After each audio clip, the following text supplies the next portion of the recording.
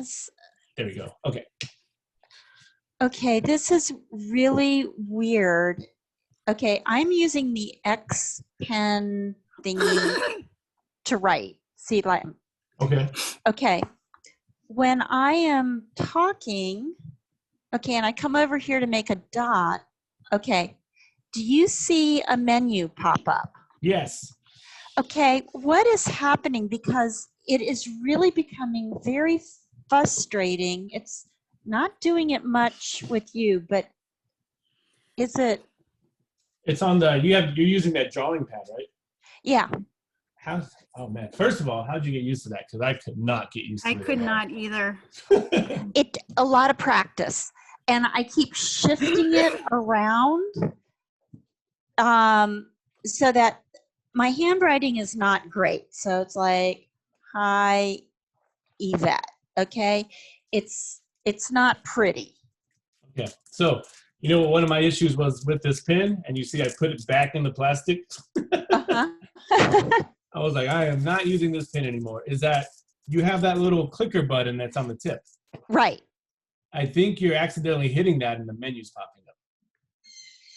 Okay. I think that pen is very sensitive. Yeah. So is that? Uh-huh. So that could be the issue if you're clicking that and it's bringing that menu up. Yeah, because I'll be writing and then all of a sudden, okay. It's not doing it now, but. Yeah, of course. But you saw it that one time. Exactly. And so, I'm like, whoa, stop. And then all of a sudden the whole screen is, the whole page is starting to move because it's been locked in to the pen. Yeah. Okay. Of course it's not doing it now, but. Yeah. I just, like Yvette said, that pen's very, very sensitive. Okay. I mean, anybody else using the drawing pen having those issues? See, okay, there it went. There you go. Mary has I that think menu. Robert DiGiovanni is probably more of an expert on those X Pen. Okay, and then look below. I've got the other little X, and then the page now has the dotted line around it. Mm-hmm. So is there? You've selected it to. Yeah, to that's just sensitivity issues on OneNote. I get that a lot too with the circle and the. So is it OneNote or is it my pen? I don't know. How about you like push, like when you're writing, are you pushing down? Because I know the pen like kind of clicks in, right?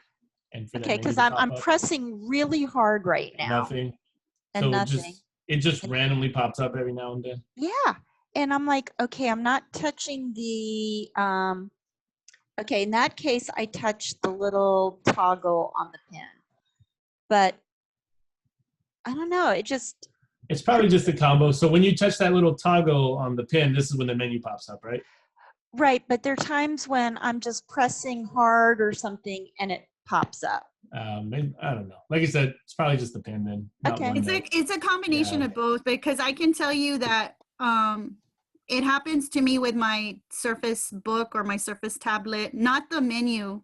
That is the clicking of the pen, like that's Robert the clicking said. of the pen. Okay. But like selecting the page with that little circle and like the arrow in it. Yeah, that happens to me a lot. But I mean, it's not a biggie. It just means you're accidentally selecting that page, and maybe you're gonna move it. It's thinking you want to move it because you can move them. Okay, I just was wondering if you know, it's me. It's me. User error, as my husband always tells me. Oh, what problem are you having? And then he'll fix it. He's like, user error. Yeah. Hopefully it's not too annoying. Yeah. Okay. It just I just think I have to be more conscientious, and that's it. But otherwise, I love using it, and I love using OneNote. And yeah, how has your OneNote experience been? Students like it? Yes, they like it. The one thing that happened was that I was using my personal laptop, which eventually I got the blue screen of death about a month ago or so. And so now I have a desktop computer because my laptop was dying. Mm-hmm. So I have, on my laptop, I had Microsoft Office that I had bought Now I have what the school provides, and it actually is a different OneNote. Okay. Oh, because you're using, I saw the one you have. Because I was going to talk about that today too, because I think every computer has two different versions of OneNote. You have, because the OneNote I have now is the free one for educators. Mm-hmm. But the one that I bought that's on my laptop, I haven't transferred, I guess, the ownership to this new desktop. Gotcha. Yeah, and that's also the issue I was going to bring up today. Is like Okay. when you're setting up a new notebook, Uh-huh. I did mine under my Alamo account on my Alamo laptop, and actually the sharing options seemed a lot easier when you did it that way. Because when I use the OneNote on my desktop, which is mine, I have a totally different sharing scenario. Yes. Super Yeah. weird. Yeah. They're different. Yeah. Yeah, and I mean I could show that, but like I said, but today I just want to run through some simple things with OneNote. If you're using it already, great. You might know some stuff. Maybe you know a little bit more than me, but I'll touch on it for people who may not be using it. And if you're using a whiteboard, this could be a total game changer for you because you don't have to worry about how the light reflects, how the sun drops through your window. None of that has to matter anymore if you actually want to use Microsoft OneNote. And then Robert DiGiovanni's on here, and he can also talk about that pen app that he found in the beginning of the semester, which was also pretty cool. But okay, but I think I made a little list, so let me go down it. Let me share my laptop's OneNote, and there we go. And you see, Mary, this is the version I have, and the one when you were sharing your screen, that's another version of OneNote as well, which we can look at it again. Okay. Okay, because what I was going to say is what you're sharing is what I had. Oh, okay. Is what you So, had. Yeah, what I had on my other computer. Yeah. Gotcha. Yeah. And I think I have both versions on this laptop and on my desktop, but I mean, I just prefer this one a lot better. That's just me. I think because the menu above is a lot easier to work with. Yes, on the other one, you can customize it to what you want, but this one's just perfect. All the buttons are where you need to be. But like I said, it's a lot easier if you are using the school laptop and you're using OneNote and start a new notebook. So what I like to do is I'll just create a new notebook. I'm not going to do it now because it takes this laptop like 10 minutes to create a new notebook. But last week I was playing around. I was like, okay, I'm going to create this notebook called Test. So if you want to create a new notebook, you just click this top left button, and at the very bottom you see Add Notebook. So you can click Add Notebook, and then it's going to create a new notebook, label it whatever you want. And that's what I did. I created this test notebook. And then everything here, you have a section on the left-hand menu. So over here is the section, and in the section you have pages. So of course you can go ahead and just rename your section whatever you want. We could just call it, we could say like 1414, that's your section. And then next is the pages. And this is where I actually add my notes in there. So and if you add your notes, it actually labels it for you already. So let me see. Do I have any files I can add on here? I normally add them on my desktop and it syncs to my notebook. But if so, when you import a file, let me see. I'm gonna go back to my math files. And you see this one's a little more organized. I have 1414, pre-cal, business math, business cal, cal 1. And in all of my classes, you see I have all the notes uploaded here. Okay, but let me go over, I'm gonna start a new page. So I'm just gonna go to 1414. I'm gonna go down to this add page button that you see on the right side. I'm gonna say add a page, and it creates something blank for us. Okay, so the next thing I'm gonna do is I'm gonna hit File, click this Insert, well, hang on, one moment, no, don't do that. I'll close that. So again, first you wanna do is hit Insert at the top, click Insert File, and here I'm able to put a PDF and Word file. Oh, this is perfect. I have two files I can do. So first thing I do is I insert a Word document, and I say Insert as Attachment. So it inserts it there. So the reason this is here is if students access the OneNote, they can come and click and download the Microsoft Word file. I don't know, some students prefer Word files, some students like PDF. I just give them the option to download both. So after I put the Word document in, I next go to Printout, and I insert the PDF. And where it is, solving equations. So I'll say solving equations, and then I open it, and sometimes it gives me that message. Don't do it again, please, or I'll find another way. Let's see. Okay, it doesn't want to work for me right now. Of course, when we're on the spot, right? Maybe I'll try another one. Nope. If you can't open this file with another app, something might be wrong with it. Okay, so here's what I'm gonna do. Let me see. I'm gonna switch screens on you. Let's see. Stop. Hey, Robert, is it because you're clicked inside of that other Word document? Maybe I'll click out. Let's see. And then put it there. Yeah. If I click out and I do it, no, it's just being weird. Yeah. So I'm going to share my desktop. So let's see. Where are you? There we go. Okay. So I said 1414. I made an untitled page. And you see how, look, it already linked. It already put that Word file for me in there, which is great. But I'm going to go ahead and delete it since I'm working on my desktop now. I'll say insert. I'll say file. And then let's see, I'll just pick a random file. I'll do it again. Put the Word document in there, insert as attachment, and then do print out. And please work for me. And there you go. And once you put the PDF in, it's actually really cool because it builds the PDF document for you to write on in OneNote. So everything's there already. Really awesome. Okay. So that's how you insert files. And if you look at it, it labels it for you already. And if you scroll down, you'll see your page. It's labeled there, which is great. All right, I'm going to start over again and show you something else that's also cool when you insert a file. So I'm going to delete this page. So I'll just go to this page, right click on it, and I'm going to say delete page. Now I'm going to create a new one. And this time, I'm just going to say insert file. And let's say you have a Word doc and you haven't created the PDF yet. I'm going to insert the Word doc. And now you're going to break on me again. It's going to say choose something else. Let's see, I'll choose that.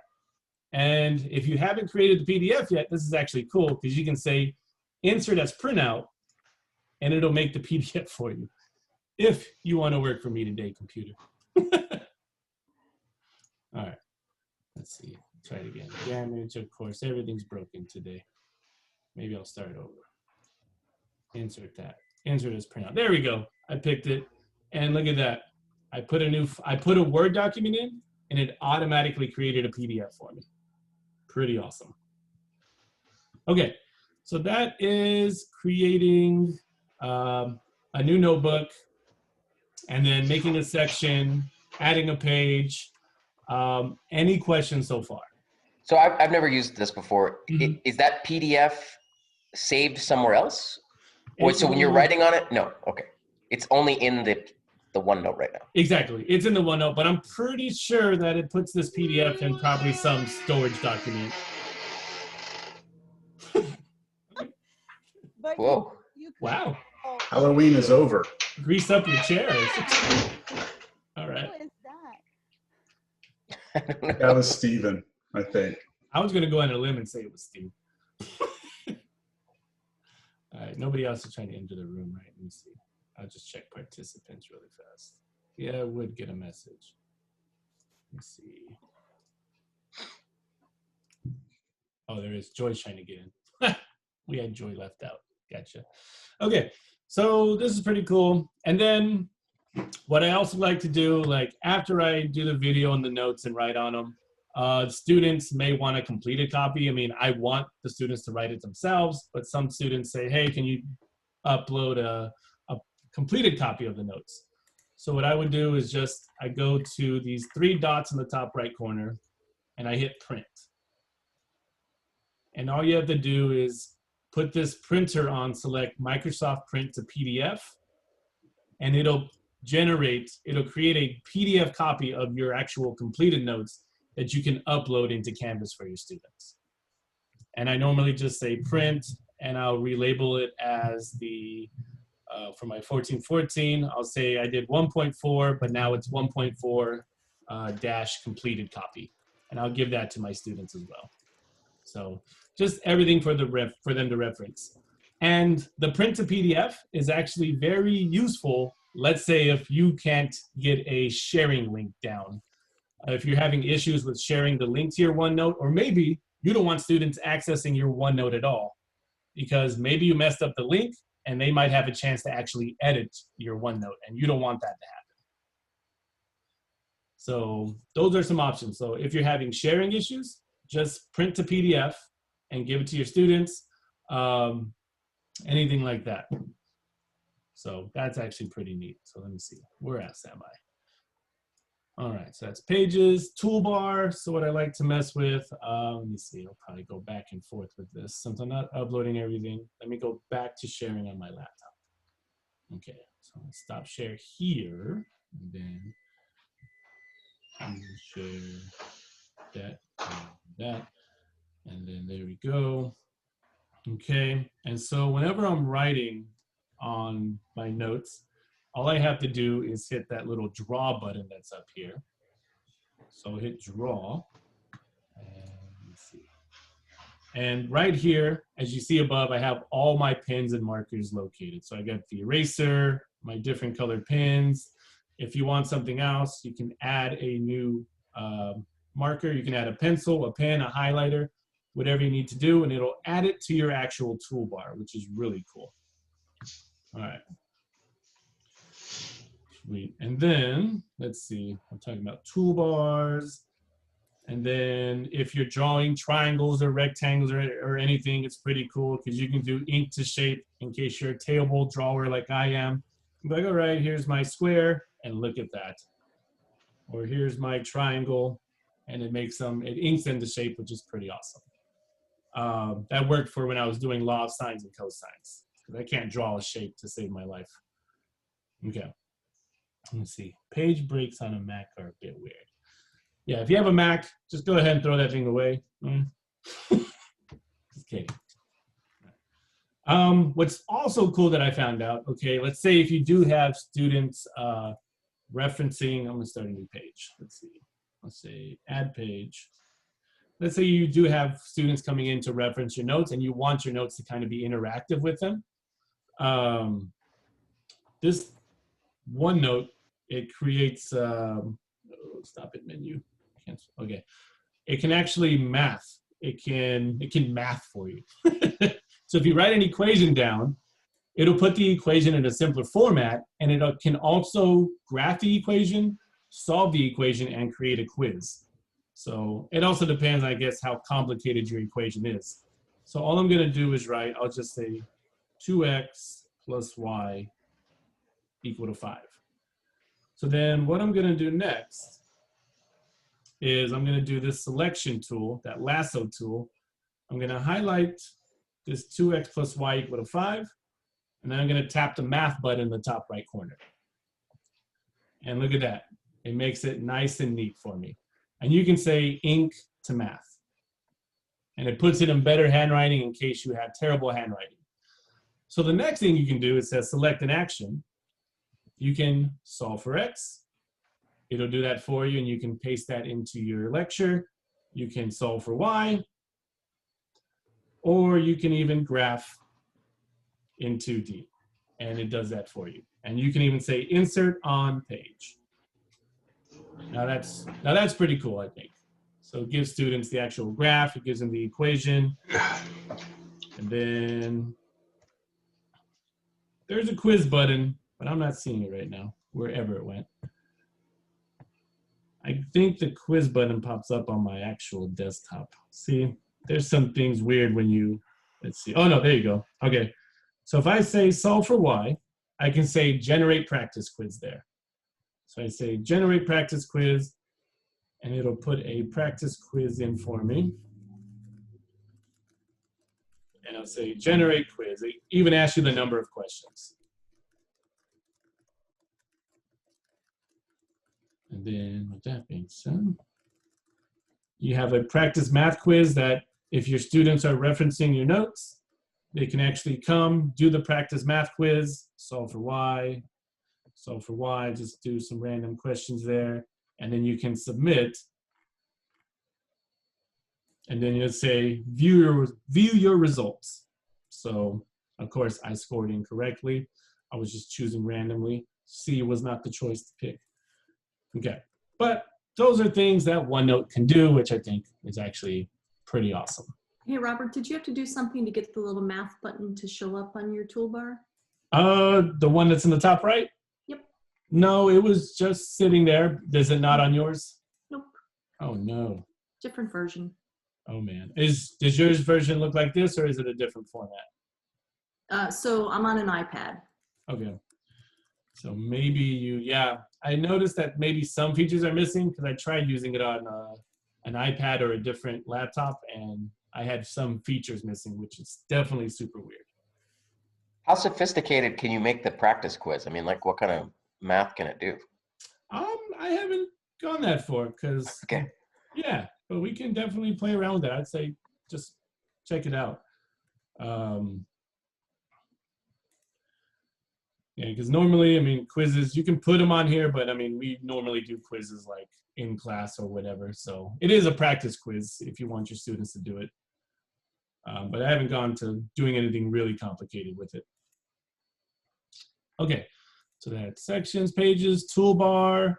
One thing Robert DiGiovanni taught me is that if you absolutely hate Canvas Speed Grader, is that you can download all your students' PDFs, their uploads, and put them into OneNote to actually grade, to write on. But I think the only downside is that, don't you have to re-upload them to the students, Robert? Hold on. Yeah, actually, but I've gotten it down to a science, and it's really fast. I don't know. Is anyone interested in seeing that at all? I mean, I think grading is one of the hardest things that we're having to do now. Yeah, grading has definitely been tougher remotely. So, I mean, I'm definitely, if you want to show those methods, that'd be awesome. Does anyone want to see what I'm doing? I'm actually grading right now, so I can share my screen if you want. Yeah, I'm in. Yeah, Okay. I'll stop sharing my screen. Let's see how this goes. Oh, no. Okay. So everyone can see that okay? You're doing security training, yes. I'm multitasking. Wait for Captain Awareness to show up on that one. Yeah. So let me do something here. Let me get it up here. All right. So, oh man. Can you make your icons just a little bit smaller so we really can't see them? Okay. So here's what I've got. Oh. Okay. So I'll have my speed grader open, right? Now I have multiple monitors, so I can usually do this, you know, on multiple screens, but let me just show you what I've got open. Okay, so I've got the speed grader here. I've got all the files that I've had my students send me through Dropbox. So right now I only have 3 left to grade here. All right, so I've got my, and these reside on my computer, right? So I've downloaded them from the Dropbox. So I've got that open, and I've made another folder called Done, okay? And then I've got OneNote open. So here's OneNote. And so OneNote's on the right-hand side, right? And here's the files on the left. And Robert, I do this a little different on the importing. I don't know how it works on the other version of OneNote. Mm-hmm. But all I do right now, I'm working in exam 3, and this is my student's work. All I'm going to do is I'm going to grab my student's file and just drop it in here, and then just insert printout. And depending on the file, the size of the file, it might take a few seconds. I might have grabbed the biggest file there. And you see, Robert he's using a different version of OneNote, which he has fully customized. If you see his toolbar and everything above. Yeah, so here it is, and then I can go through this and grade it, right? And as soon as I'm done grading it, you know, I'm marking it up, whatever. Then as soon as I'm done, I just go export as a PDF, and and I save it in the done folder here. which is already made for me. So I just go here, type done, hit save, and then I open up my speed grader. I put in the student's grade, and then I go to attach the file. Ooh.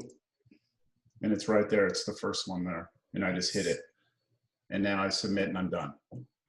Yeah. Does that make sense? That's exactly how I do it, except I don't use OneDrive. They submit it inside the Canvas assignment, and I just download the entire zip file and go from there. But pretty much the same way you do.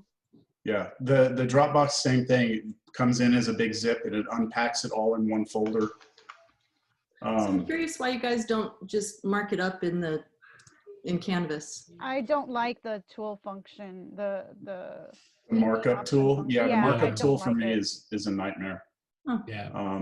That's me personally. Wait, you said zip file. What zip file? I thought it was a PDF that they or.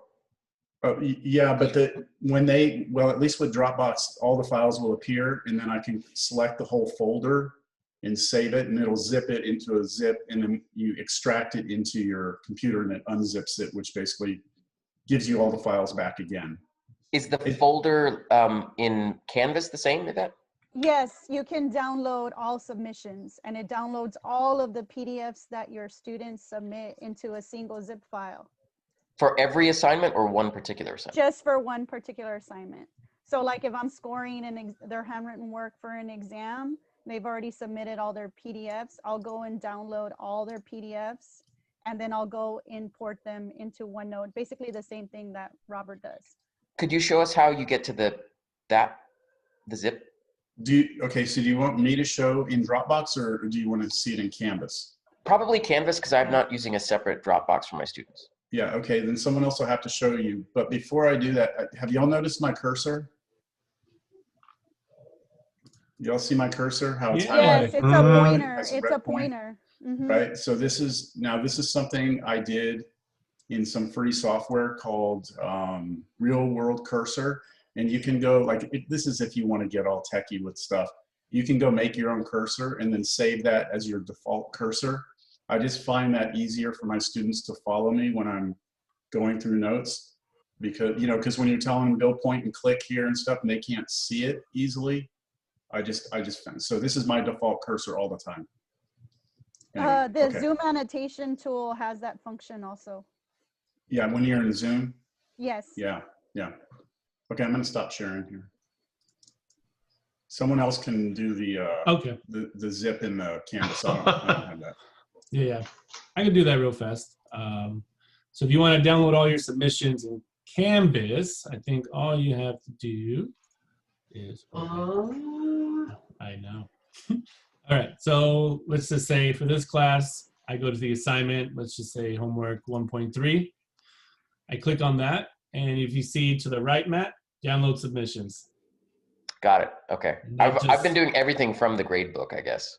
Yeah, and that downloads everything, and it'll allow you to unzip it and then transfer everything to OneNote if you want to grade that way. I mean, yeah, Robert, you definitely have it down to a science, going back and forth. And having 3 screens is definitely a lot better to have when you're doing that. Yeah, absolutely. The 3 screens is well, I really only need 2 of them for grading, but having 2 is great. Yeah. The good thing with when you download the submissions from Canvas, the zip file, it will when you import them into OneNote. What I like is that it'll automatically have the student's name information, so it's kind of like an identifier already. So you don't have to go in and rename the OneNote page for the student because it's already got their identifying information in there. Cool. I think when you use Dropbox, that works also because when they submit, they have to put their name in. So, the page will be automatically named their, whatever they put. Yeah, I have some of my students use, I just create a Google folder and make a Google Live link for them to dump files into. I did that over the summer. It seemed to work pretty well as well. Let's see. Other than that, that's basically OneNote. What else do I have to share? The different OneNotes, Robert. Oh, the different OneNotes. So yeah, I can do that on my desktop. See, because this is OneNote for Windows 10. And then if I do OneNote, because you see I'll have two options. So I use OneNote for Windows 10. So if you don't have that option, hopefully you have this one, the other OneNote. So you click on that. And see, and you see the difference in them. But I can also pull up this folder, math files, the same one I'm working on. It's just a totally different layout. Yeah, I have that crappy one. So it's not crappy. I mean, It's not that bad. I use it's that the one. same. Yeah, it's basically the same. Just the layout looks different, maybe outdated. But I mean, Robert has updated his menu bar, and with this version I use for Windows 10, I don't have to do that. I just hit Draw, and I have all my tools that I need there. But again, I'm not a fan of the coral color scheme very much. You can change I that. think you could pretty much change it, yeah. But like Krista said, I don't see the math button on this version. I think you have to like Right. click the little the menus at the top, and it shows up. Yeah, Insert. I saw one just now that said math. I think it's Use on Draw. it's under Draw. Yeah. Edit, convert. Oh, ink to math. There you go. So maybe underneath that convert button, Krista, you have that ink to math. But yeah, but these are the two different versions. Like I said, I think sharing options are easier on this left version, because if I just went to File and Share, you get share with people, or just get a sharing link, which is a lot easier. But again, you may not get these options depending on how you actually set up your notebook. So the sharing thing, I've tried to look into to see if you can make it easier. And I just went down some rabbit hole that doesn't do any good for anybody. So that's sharing for there. If I share on the one on the right, I click these three dots. Actually, not the three dots. I just click the share button up there.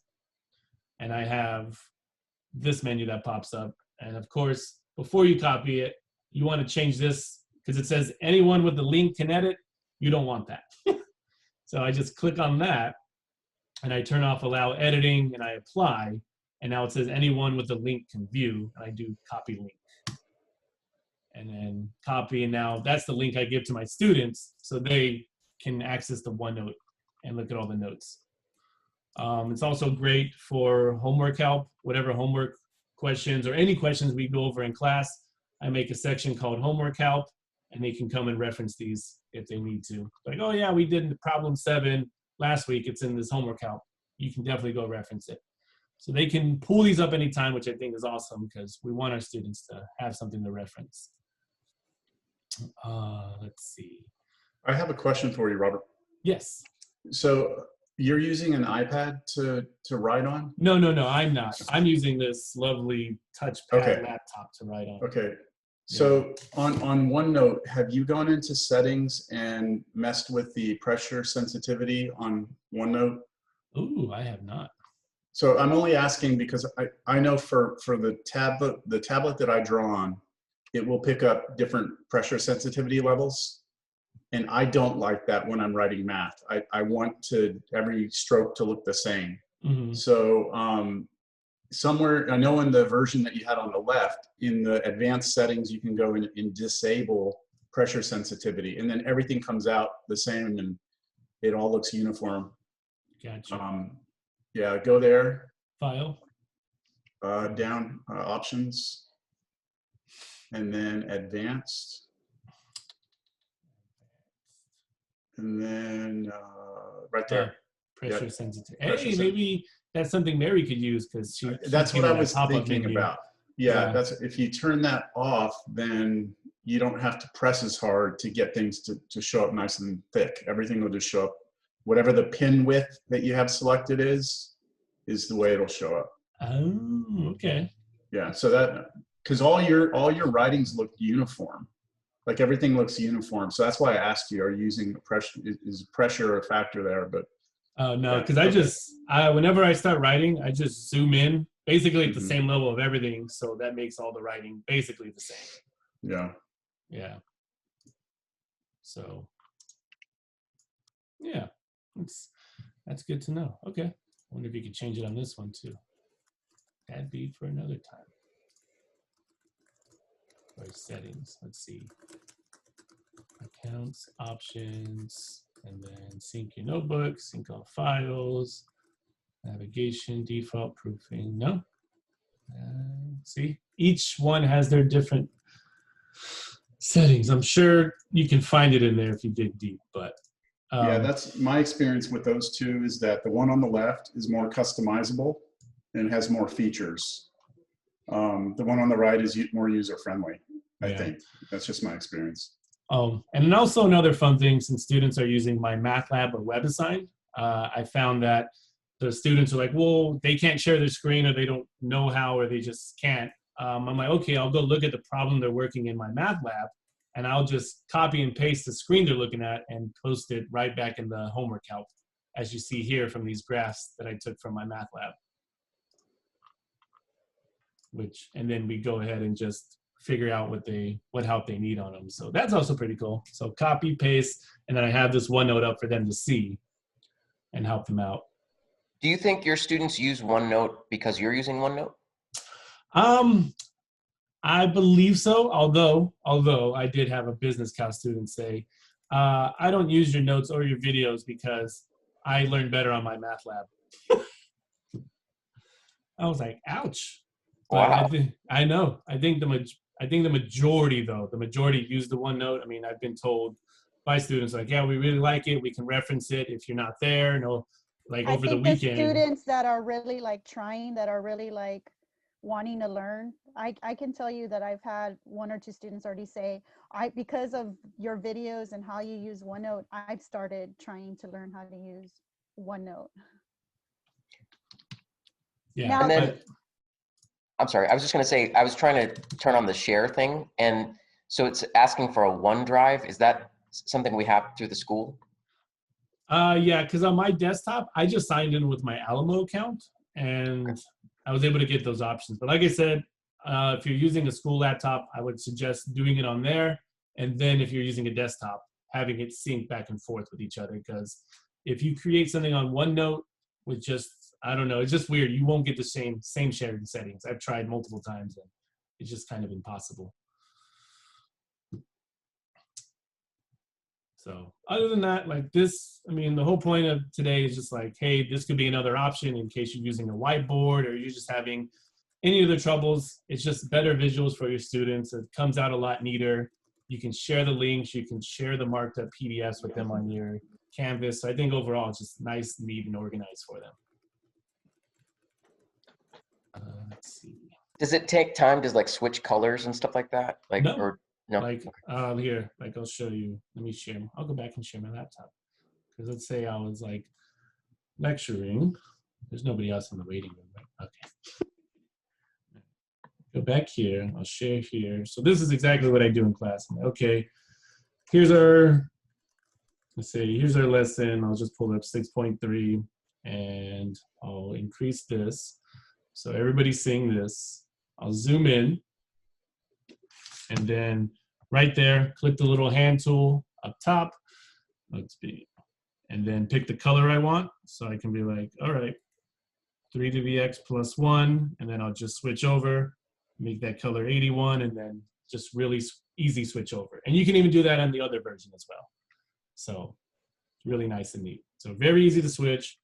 And then erase everything. And if you find yourself running out of room, because sometimes I write too big, so I don't notice that I run out of room. Like, okay, we had this, and then it goes off the page.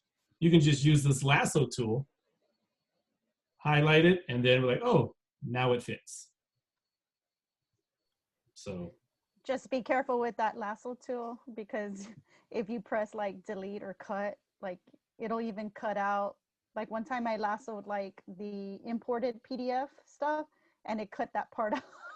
Oh yeah, so yeah, I'll do that too. Like if I'm using a formula, I'm like, okay, and we have to go to the next page. I was like, I'm just gonna copy this formula, and you have to be careful where you copy it, because then it could shoot it to the bottom of the page or shoot it out, or just something weird will happen. So normally if I copy and paste something, I go to the outside of the notes and I copy it out here in this zone, and then I'll drag it into the PDF. So I do have a question for both Roberts, is how do you help from staying consistent in the writing? Because I know like I'm zooming in and then I'm writing and then I'm zooming out. And so then I have font that's like extremely large or font that's like extremely small? Do you have any like recommendations for that? I don't know. I guess check my parameters before I do it. Like I said, if I was to start this problem, I zoom in and I kind of zoom in to the fullest so I know what I'm working with. So this is the max I can zoom in. And then I'll just go down and I see how much space I have to work with. And again, if you do run out of space, you can just lasso it. Yeah. But yeah, because I notice sometimes if it's a long problem, like, oh, I went off the page, and later I can do edits and put it back on there. Yeah. Or I tend to keep writing towards the right side and Yeah. keep going and going and going. No, Yeah, I don't, I actually do it a little different. And can I share again? Yeah, Do you don't for mind? sure. Okay. Let me stop mine. Because Matt asked a question and maybe he's interested in this. I don't know if he's still there, but. I'm here. Yeah. Okay, can y'all see it? Okay, so I have this custom toolbar up here, right? Matt, you're using this one, right? This version? Yes. Okay, so what you can do is I'm going to send this file in the chat, and if you can import this into your OneNote, and it'll make this for you, so you don't have to go make it. I'm going to share cool. it if anyone's interested. Okay. So when I'm writing, I don't have to, if I'm writing here, I want to change colors, I just go up and click the blue, and now I've got blue, and if I want my highlighter, I've got highlighter. There's no drop downs at all. Everything's there. If I want to lasso something, there's my lasso. Now, to stay all within the page, what Yvette was asking, I always start with a template. Every single time I start a lecture, I always work with a template, which is a standard 8.5 by 11 page. And I always stay within this 8.5 by 11. That way, when I convert it to a PDF, it's printable. So I always use a template to start. And then I start doing my, I don't zoom very much. I really don't find myself zooming into it. If I'm writing and I run out of room, if I get to the bottom of the page, and I'm still working the problem, then I'll just grab it, copy it, and then I'll just run to the next page and I'll paste it and I'll just continue on the next page. So I don't know if that answers that question, but. No, that works too. Yeah, I forgot to bring that up. Is you can do those layouts if you want. You can pick the line paper and all that. So. And I have this menu where I can just pick which one I want, right? If I want different grids, it's all here. Here's my shapes. So I'll send this. I'll send this out. Importing it, I don't know. I think you have to get to your quick access toolbar. You need to get to this page. I don't know how to get here. I guess you go to file and you go to quick access toolbar, and then right here is the import export, and you would import the customization file, and that's the file I'll send to you. Awesome. Nice. Thank you. Yeah. Yeah. Excellent. All right. I'll send it to everyone. I'm gonna put it in the chat. I don't know if it'll come through. Let's see. I think. Is your background a jail? What was that? Yeah, it is. Yeah, Matt, we're not talking about that right now. You The can teach bathroom's remotely not from. working right now. You can teach remotely Yeah, from jail. the toilet's backed up. That's what I was telling you, that the toilet's backed up right now. I thought maybe it was Facebook jail. Yeah, no, I don't use this for my classes, but I thought it'd be funny for today. Well, because that's how I feel right now. In my closet / office.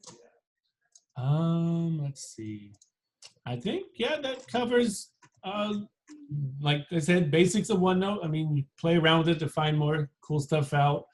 I did play around with it the other day, and you can actually, let's say if you're recording and your students are accessing the OneNote, I found that you can actually get your YouTube video and put it on the actual OneNote page just by copying a link. But it also depends how you're setting up your classes and all that. Recording and stuff. You said you were going to talk about that. Yes. So, like I said, if you're doing OneNote recording, if you're live lecture or whatnot, I mean, the OneNote works great with that. And then, let's see. I guess before we go off of that, any other questions about OneNote?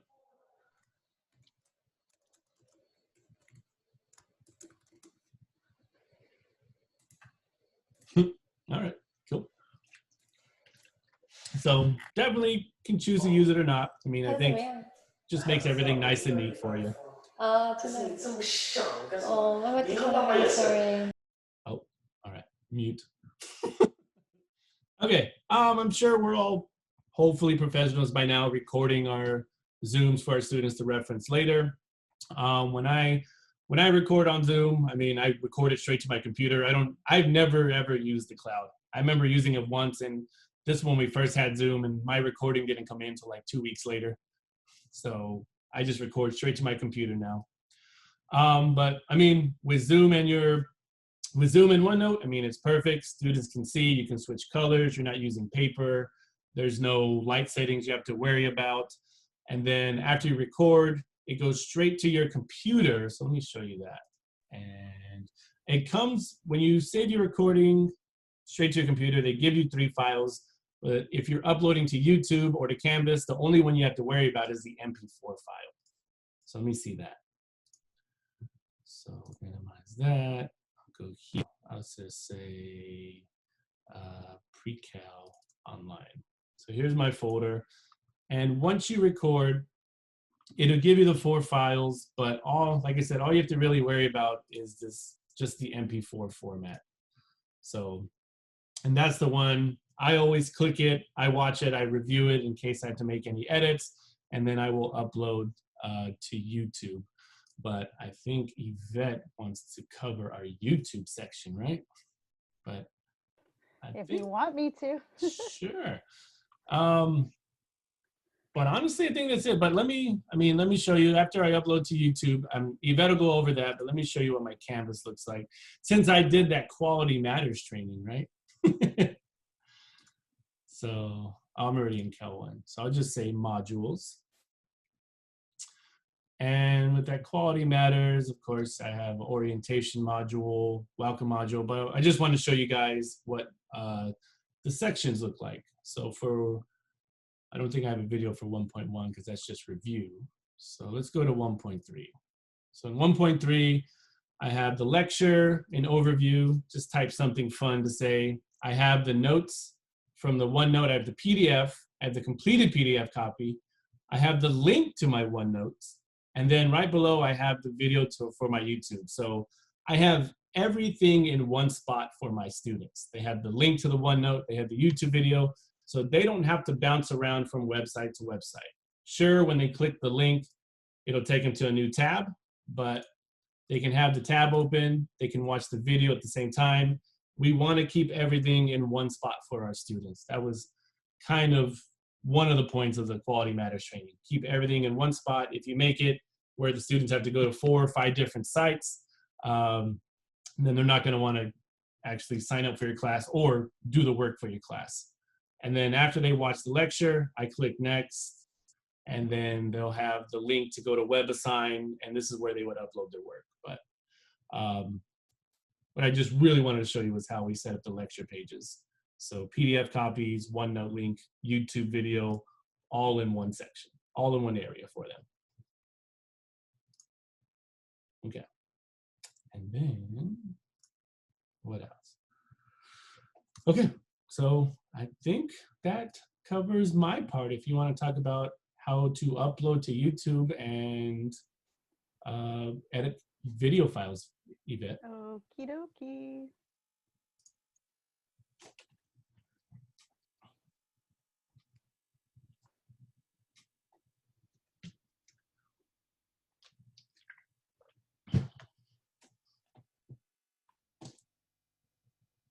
How to get this smaller? Okay.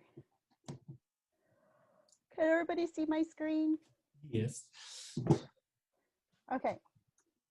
So I'm going to talk about the basics about editing for YouTube Studio. But before I do, I'm going to go into like when you download your Zoom file directly to your computer, or whether you do it from the cloud, because it's different for each method.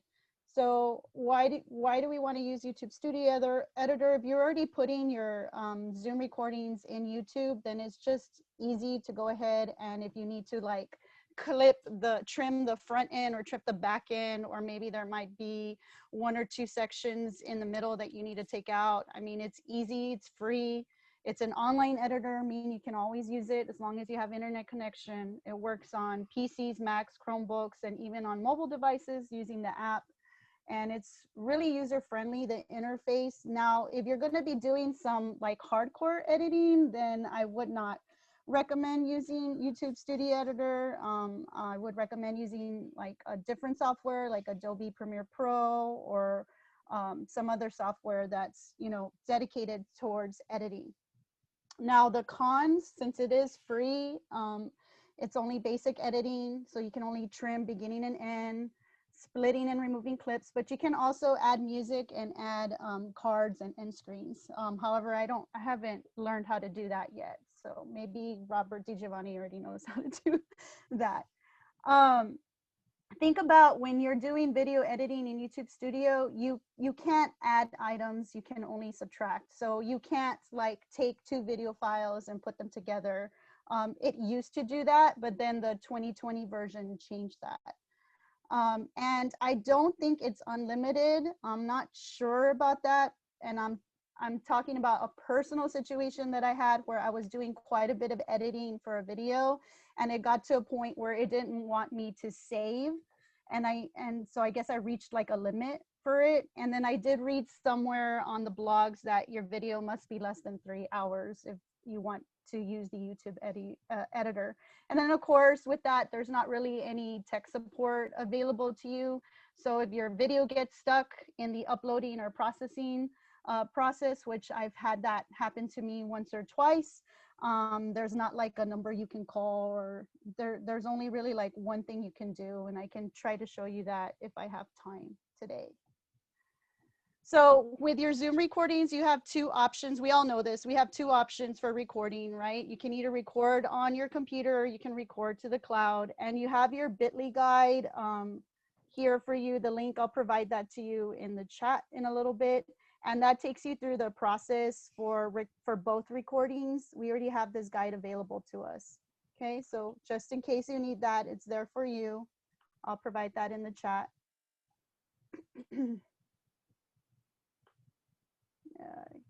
Oh, real quick. So Robert, what you showed us, those are files that when you do record to your computer instead of to the cloud? Exactly. Mm-hmm. And then is that file, the MP4, is it the one with like your face and then also like the merged thing? Exactly. Okay. So I just get the MP4, I just upload it straight into YouTube, and it's just as easy as that. Yeah, so if you're recording to your computer, Matt, once you end your meeting, you're gonna see this like window pop up, and it's going to say that it's converting your meeting recording. And depending on like the length of your video or what's going on, like this with Zoom traffic or bandwidth, there's no telling how long that could take. I mean, Robert, how long does it usually take for your videos to convert? Like into YouTube? No, Oh. to download to your computer. So once I finish the Zoom recording and it downloads to my computer, it doesn't take normally more than 5 minutes to get to my computer. But one thing that we would recommend is that you don't turn off your computer until it's done converting. And then if your battery's low on your computer, make sure, like if you're using a laptop or whatever tablet, make sure that it's plugged in, because you don't want to accidentally mess up with the converting process before it successfully downloads to your computer. So I've been saving them to the cloud. Yeah, I'm gonna go. Okay. Yeah, I'm gonna go over that part too. So if you are recording to your CPU, like I said, once the conversion process is complete, a little folder is gonna pop up like this, and it's gonna have 3 files. And the one you really only care about is that last one, the one that says Zoom. Let me use my annotate feature here so that I can spotlight. You want to use this Zoom _0. That's the MP4 file that you're gonna have to upload to YouTube. So, I mean, if you're gonna be doing it right away, like after you finish your like class meeting, you're downloading it and then you're gonna do it right away, then okay. But other than that, you're gonna have to know where your Zoom recordings live on your computer, okay? So if you're not going to be, like I said, if you're not going to be getting them right away into YouTube. Am I stuck? Hold on. think I got stuck. That happens on this computer. So for example, for my computer, and it's probably different from yours,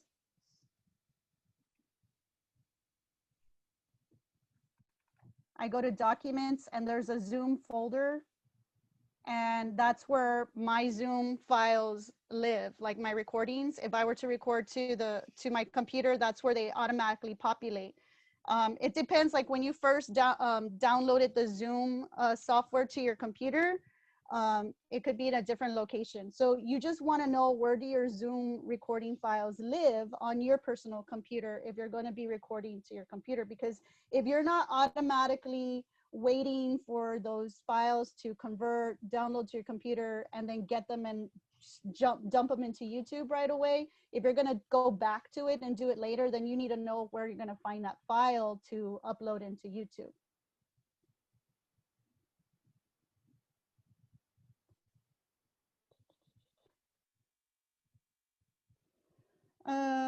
The good thing is that once you know where once you know where your Zoom recording files download to your computer, where they live on your computer, each one is saved in a folder, and they contain the date of that recording, the title of that recording, and the session number for the recording. So you can easily go back and find where that recording was. So let's say you had a class meeting today and you recorded it, and you downloaded the file to your computer, but you're not ready to upload it to YouTube until tomorrow, then you know where to go and find that tomorrow to upload it into YouTube. All right, so if you're recording to the cloud, we all know that we receive an email notification, right? Once your cloud recording is available and uploaded to the Alamo Colleges District Zoom cloud storage. And you also receive a separate email notification once the audio transcript of your meeting recording is available as well. So if you're going to take those recordings and upload them to YouTube, you first have to download them to your computer or a jump drive or an external hard drive before you upload them. So you're gonna have to log into your Zoom account, and you're gonna have to access those recordings. So let me go into my Zoom account. And we all know where they are, right? You're going to click on recordings and look at how you have your two options. Let me go ahead and get my annotation spotlighter here as well. Oh, come on. So you have cloud recordings and you have local recordings. If you saved anything on that personal computer, it's going to pop up as well, and it'll open those files too.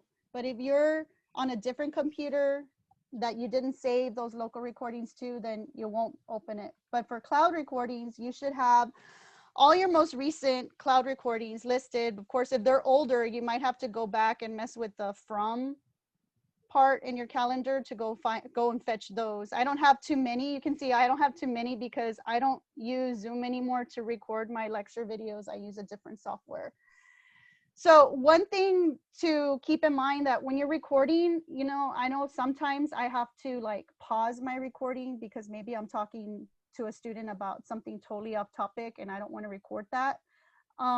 Make sure you don't stop your recording, because if you stop it and then you start recording again, you're going to get multiple files in your cloud recording, like this one right here that I did for section 7.2. Look at how I have 10 files. So if I click in there, I have two separate recordings because I started recording and then I didn't like it, I think, and then I stopped and then I pressed record again, and I have a separate recording. Okay, so just FYI on that, press pause and then press start recording again when you're ready to. So with your recordings, you have 5 separate files. You have your shared screen with speaker. So for example, Robert DiGiovanni has it to where he's writing on his X Pen tablet, but then he's using his monitor for his video so that he's like still interacting with his students. So this is what shared screen with speaker view means. Like that's the video that has both the shared screen and the speaker's like video recording in the background. Speaker view, you don't want to download that one because unless it's just you talking with no shared screen, then that's fine. But I think the one that everybody's wanting to upload into YouTube is the shared screen. And notice how for shared screen with speaker view and the shared screen files, they're the same MBs, the same size. They're both 51 MBs. I usually just download the shared screen one. You don't really need the audio unless you're going to be doing like, what do you call those? Where you listen to the podcast, sorry.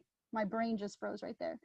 Or if you're using a separate software for uploading videos, you can also use the audio transcript, but YouTube already transcribes it and it does a better job as Zoom, especially if you have an accent. So you're gonna download, click the download button, okay? And it's gonna open your MP4 file, but you wanna save it somewhere to your computer, okay? Or just, if you're gonna do it already to YouTube, then just leave that place open on your computer. Okay, so then you're gonna go to YouTube and you're gonna click on your create and you're gonna upload. And you can just drag and drop that file. Let me just drag it and drop it. And then this is the part where, I mean, it varies, like what are you gonna plug in for your different details. You wanna put a title, a good title on here. So I don't know, I'm just gonna put this test. And then a description would help your students. I usually put like, in this video, we discuss blah, blah, blah, blah, blah, etc.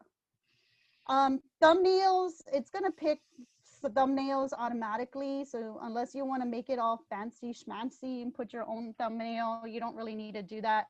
Playlist, I do playlists. If you're teaching different courses, you can create a playlist and then put the videos that go for that particular course into that specific playlist.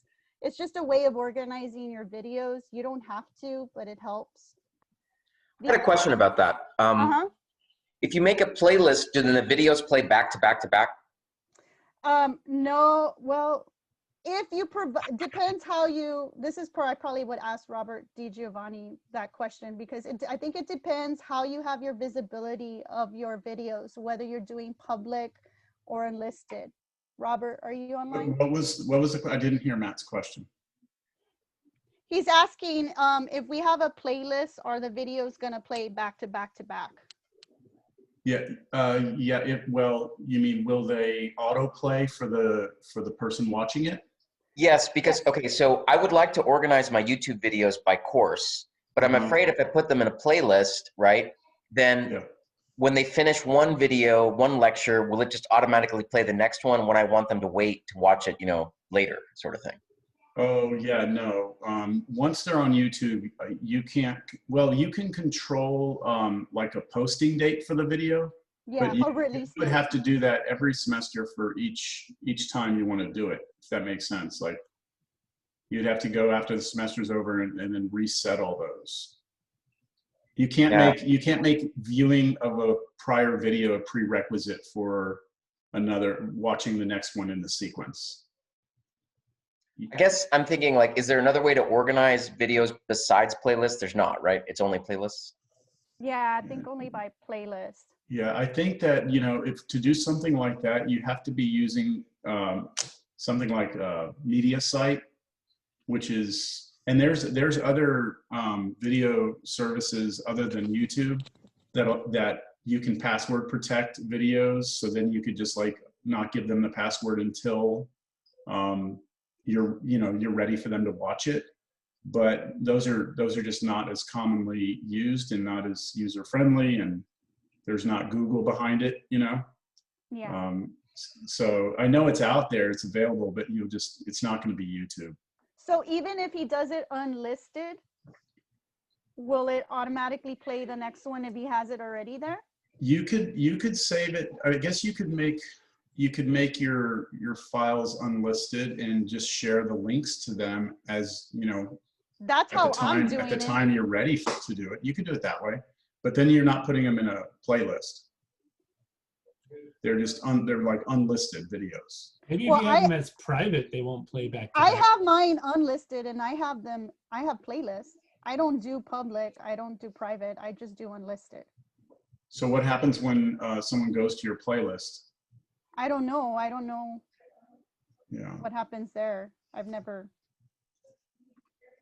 That's the question. Yeah, I don't know. I haven't had that need to do that, at least. So I'm not sure I can answer that question. Okay. I use playlists just so I don't have to copy and paste 5 links a day into my classes. So I started the playlist after the semester started.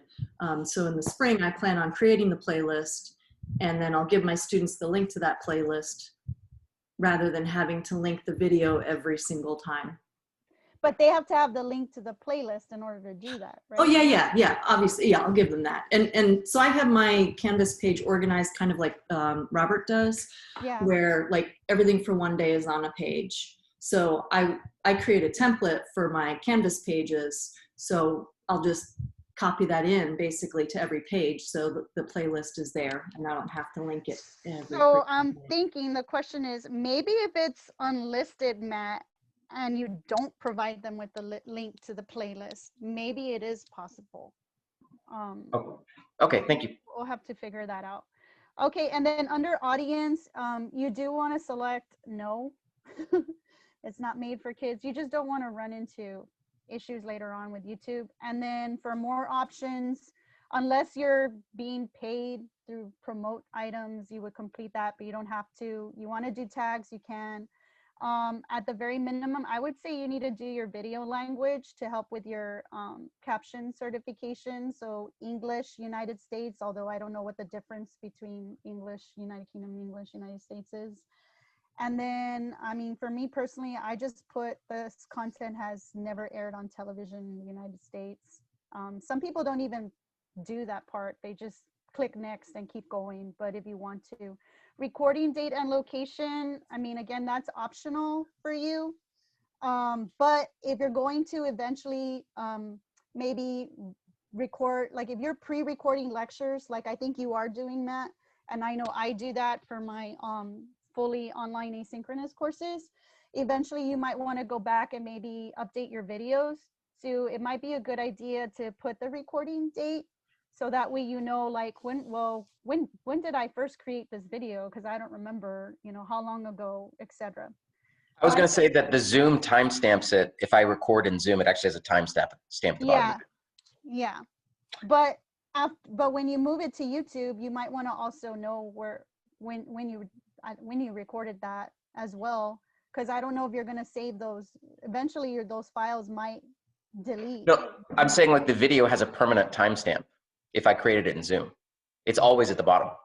Oh, okay. Yeah. Oh, but the thing about restriction for kids, I've been putting yes. I didn't know, or is this made for kids? I didn't know what the difference was, so I just put yes. I mean, I don't know the answer to that question. I just always put no, because I don't want to run into something like, hey, this is not kid friendly and you got to take this out. See, and I was thinking if you put no, then that means like you're saying that it has something that's like lewd, or I don't know. Like I didn't know what. I agree with Matt. I say yes. I say yes to kids. And you know, kids can learn Cal 3. Some kids who were 16 or 17, they might be taking college algebra or whatever. So yeah, kids. I totally see your point. My thing is, like, you remember, you're agreeing to YouTube's, you know, rules or regulations. So if something, and I'm not saying it's going to happen or we're doing anything, but you never know, then you could just run into issues. So I just say no online.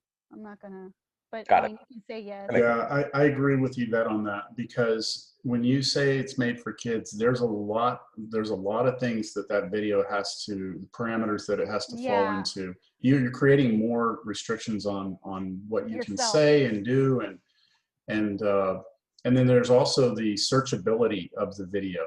Yeah. So they may, you know, there's a YouTube for kids that filters a lot of stuff they shouldn't see, and so if you put yes, it may not allow your video to be accessible to the general audience.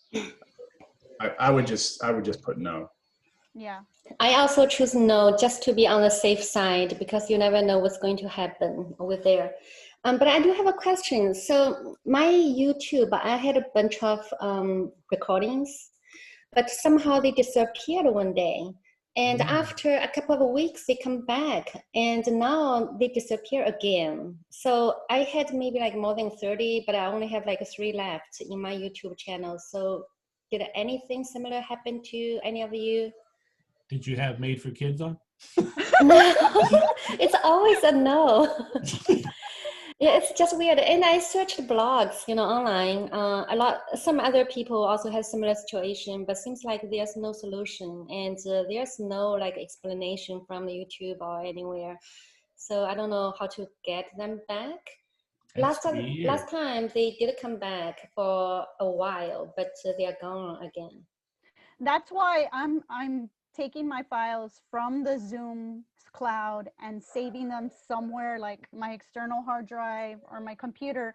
But once I upload them to YouTube, I don't delete them from my personal space. They can disappear from the Zoom cloud. I don't care, but I'm not going to delete them from my personal space in case something happens on YouTube, which luckily it hasn't happened to me. But I know last week, Wednesday, I think YouTube was down for about an hour or so in a couple of places. That's a great idea to keep your copy, but somehow I just delete them because I use the campus NVC laptop and space is not big, so that's why I deleted them. But I guess in the future I'll need to save a copy somehow. And then you have your allow embedding and your publish subscription feeds and notification. I mean, those are just like personal preference. Category, of course, I put education. And then of course, for comments and ratings, that's up to you. I usually for my personal, I disable comments and I deselect the show how many viewers like and dislike the video. You can still see how many people have watched your video through the analytics in the studio dashboard. And then you want to click next. And if you want to add an end screen or add some cards, you can go in there and do that. But a lot of us usually just click next, and then you get to your visibility part. And private, I think it limits you to the number of people that you can provide the link to. So your options are either unlisted or public, but public, everybody can watch your video. And then of course you can set an instant premiere and then schedule the date that you want your video. Maybe that will help you, Matt. Like you can schedule when that video can go public if you don't want them to watch it until a certain time. But then I think you might have to fix it every semester. I don't know how that goes because I think that's what I was saying. Yeah, because that's what I was saying. Once it's out in YouTube, it's out there. So yeah, but you can edit it. You can go back and edit it, and you can always go back and do unlisted or whatever. Yeah, and then just save it. Maybe check your security settings, Joy. If you're like on super private, maybe that's why. I don't know. No, I don't think so. But a lot of them, I did not publish them. So I set them as private. But even with the one that I put it, under the regular playlist, it's also disappeared. That's weird. Okay, so when you want to edit a video, you can click on the video that you want to edit and click on the editor. And this takes you to the editing studio for your video. And this is like if you want to clip the front part or the end part, or maybe you had maybe you were doing one of your pre-recorded lectures, not necessarily one of your in-class ones. And maybe you had to pause for a while or you made a mistake and you want to go in there and take that out. You can go in and clip it. So to access the editing feature, you're going to click on trim and you're going to see that this blue little tool pops up. And this is the one that I can move to go to my different video and audio timeline. And then this part right here, if I drag it, I can clip the front end if I want to trim it. But you gotta make sure you're not trimming any audio or video that you don't want to cut out. So this zoom in out feature is going to be your best friend. So if I zoom in, you can see here that this grayed area that I'm technically saying I want to trim out, I have some video and audio in there. So maybe I want to move this back. I usually play my video as I'm doing my edits, but I don't want to do it right now. So you can see here, okay, and maybe if I make it zoom in a little bit more, I can see like, oh, okay, maybe I want to trim that part. Let me move my toolbar here. Oops, I lost myself.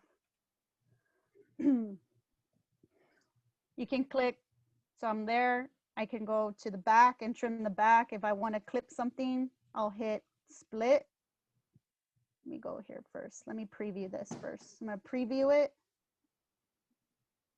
And then let's say I want to go in and edit another trim. Well, I just lost that one. Hold on. It's very user friendly. If I made a mistake, I can undo that split and go back to the front. If I can go there. So I'm just gonna like trim it right there. If I want to split, I can go in there as well. Preview. Let's say I want to split right here. I don't know, right here. Split. That's gonna make your blue splitter appear. Then you can position where you want to cut the video. Okay, and then you can do, I actually like keep going and do more splits as I go, as I'm going through my different video. And then once I have all my trims and my clips that I want to split out, you press preview. You have to press preview before you save your edits. And you can click save, and then it'll ask you, are you sure you want to make changes? You know, you can say cancel or save. These three buttons here, let's say that you were recording a class and like the first hour you were doing, or the first 30 minutes you were doing some lecture, and then you did like about 45 minutes of a breakout, but that was also recorded for some reason, and you want to take that out and maybe just want to use the 30 minutes of recorded lecture. You can cut that 30 minutes out and save it as a new separate YouTube file, and that'll help you out as well. And then you can click save. Once you're done, you can click save, and it'll save all your edits. This little music thing, you can add your music. You can add blurs as well, and then you can add cards. You can add an end screen if you want as well. Hello? Okay. Any questions on that? Looks good. And after you edit, usually takes what? Okay, so that's the thing. There's different factors. It depends on the size of your recording, and I mean, you can't really tell. Like I've usually have like about, granted, I'm doing asynchronous, so my videos tend to be longer than your alls are. But I've had like an hour video, and it'll take like a couple hours. I'm usually doing this at night, so like I'll edit at night, and then by the next morning it's ready. However, it has happened to me twice where it's stuck in the processing phase. So I've had to, like, for that, I just go to send feedback, and then I take screenshots of what's happening with that video that's stuck in process, and I drag all those screenshots in here, like showing YouTube like, hey, this, and just tell them like what's going on. Like I've told them like, hey, this video, I edited this video on this date. It's already been 2 days, and I really need to provide this to my students. And within like the next day, it was good for me to provide to my students. So that's only one thing. Like if you're wanting to send it send the edited version right away to your students, you might want to do your edits a few days before you provide it, feedback, because again, this is a free online editor, so it's not going to be as strong as something like Adobe Premiere or whatever else is out there, like MediaSite, etc. Okay.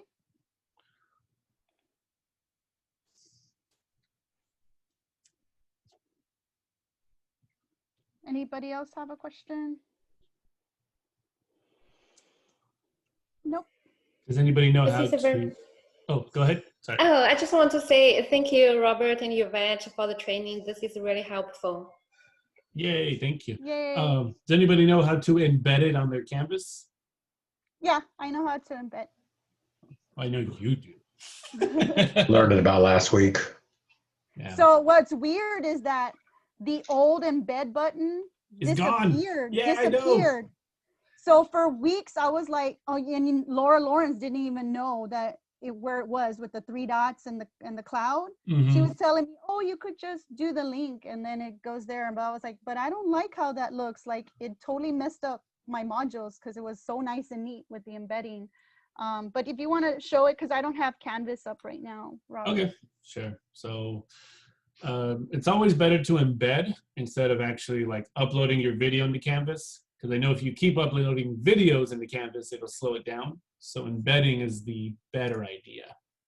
So let's see, I'm going to go to YouTube first. Let me close all this, and I have Canvas up, and then I'll just go home. Okay, so go to YouTube, which is there. And then I'll go to my channel and I'll just select the video. I'll say growth and decay. Okay. So all you have to do, so if you're on your YouTube channel, you're going to go to this share button. Get rid of that. You go to the share button and you're going to go to embed. That's going to give you all of this content, and all you have to do is hit this simple little button that's hiding that says copy. Oh, real quick, Robert, Go ahead. don't press copy it. See where it says that start at? Oh, yeah. You could also, like, let's say there's a video that you're sharing with your students, but you want them to start watching it at a certain time. That's where you can say, I want them to start watching at this time. Okay, versus, so like, you the can go whole like video. start at 30 minutes or whatever. Yeah, whatever the Gotcha. timestamp 30 is. seconds. Yeah. Okay, cool. Yeah. And then you'll just go ahead and hit copy. It'll copy all that stuff for you. And then just head over to your Canvas. And then I go to, I guess you go to pages, right? Let me see. I have that hidden. I'll just go here. I'll say in one of these, I'll say review topics. I have a page. And then on my page, I'll just say edit. And you click these 3 dots on the edit page, and you'll see this little cloud looking thing, which is brand new, like Yvette said. I didn't know it changed either. It used to be a lot simpler. So you click this cloud thing, and all you have to do is copy and paste your code in, hit submit, and your video is now on the page. And all you have to do is hit save, and it's there. So there it would be for your students. And that's it. Simple as that. All right. Any questions on that, guys? Hey, Robert, I had Yes. one, I know we're all ready to be done here. I have one thing to share if anyone's interested in this. No, go ahead. I'll just show you in case people, if you already know, oh well. But I've had the need to look up who attended my Zoom meetings, right? So if you open Zoom up, let me bring this here. If you open up Zoom and you get into your advanced settings, so view more settings, which takes you to a website. Let me close this. Then under reports, Yeah. usage, you can bring up a meeting and you can click on it, the participants, and it'll bring up a log of who was there and how long they were there. Yeah. And this is really good. So you can see, you know, who was, if you need to go back and audit at all Yeah. in a class, this is there. So I just want to share that. I didn't know that and I Wow, found it we the other knew day. something before. We knew something. Woo! Yeah, I use that for attendance. That's how we Yeah. were doing attendance in the spring.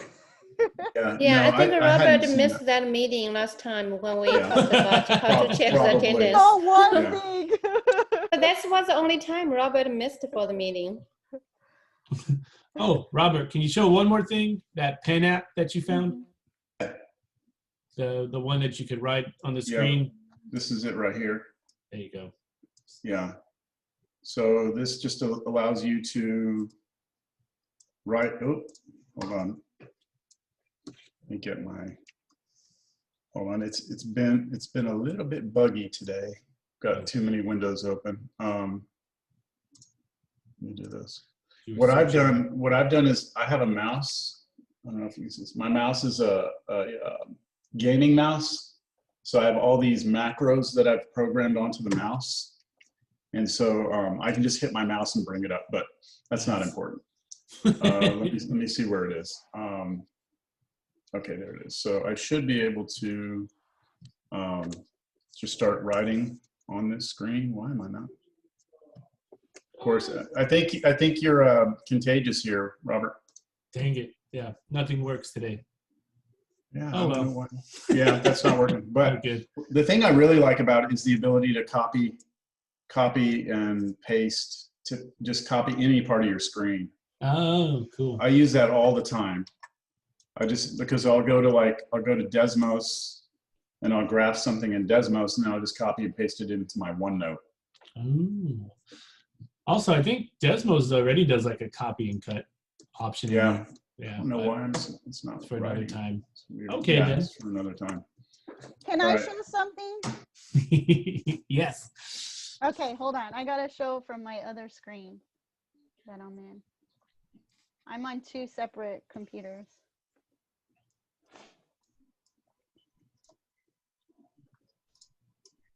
Now it's writing. That's weird. So I don't know if this might help some of our faculty, but I know when I have synchronous courses in the spring, they liked it when I previewed like an MML assignment inside of Zoom and annotated on there as I was working the problem out. So like, let's say I'm previewing this assignment. Oh. Oops, it denied me. Man, Robert. Yeah, that means this meeting's over. Anyways, they liked that because I was able to preview the actual like problem, and then I would work it out using the annotation tool in Zoom, like in the actual MML problem. Yeah. And then I would type in the answer, because they wanted to see also how to type in the answer, because some of them were struggling with that too. So I know you do it like in OneNote, but I was just thinking like that could be a good idea too, like for a few problems. Yeah, no, that works too. I mean, I've done that too. I use the annotate, like if I don't want to keep switching back and forth between screens and stuff, but yeah. Mm-hmm. I think it might be useful for us to send out something to all the faculty to be like, what are some features you would like to see in Zoom, and then be able to forward that to Zoom. Like for example, some way to organize your viewers in alphabetical order or something where they're not always popping up in different places, and yeah, so I don't know, for another time. For sure. I would like the ability to spy on all my students. Thank you, Zoom. Okay. All right. Everybody good? Any questions? I have one question. How do you do blackout mode? Because I'm knowing with being, my eyes are starting to get strained, and my doctor was like, well, have you tried blackout mode on your devices? Oh, well, I don't know. Does Zoom have that option? Possibly. It might be in your settings. Yeah. Could be in your settings. I think blackout mode is mostly for like cell phones, where all the default windows and stuff are going to be dark instead of light. Is that what you're talking about? Dark mode? Yeah, like for my computer, I think I did my computer. Okay. But then like you should be able to do it. I read somewhere I could do it in OneNote and like Word and stuff like that. So I've been trying. I tried it in OneNote, like with linking it to my like office settings, my Windows settings, but it doesn't turn like everything. Like I'll show you like what I mean. Maybe just change your page color. Because Yeah. like right now I'm in dark mode supposedly, but everything's still light. And then like Yeah. when I go to OneNote and I use the app, I don't care. Like you see, this is what happened when I put it to dark mode, but the page is not dark. You're gonna have to change your page color separately. Okay. Yeah. That's what I thought. Yeah. That's what I thought. Okay. Well, that was fun, guys. Everybody great. Dennis, wonderful. See ya. Robert. Thank you, Robert. Thank you, Yvette. It was great. Welcome. Robert's still in jail. Good. All right. Getting out on Monday. Okay. Well, then you guys enjoy Thank your you, weekend. Robert. Thank you, Yvette. Everyone enjoy Thank your you. weekend. Thank you, Yvette. Thank you, Robert. Thank you all.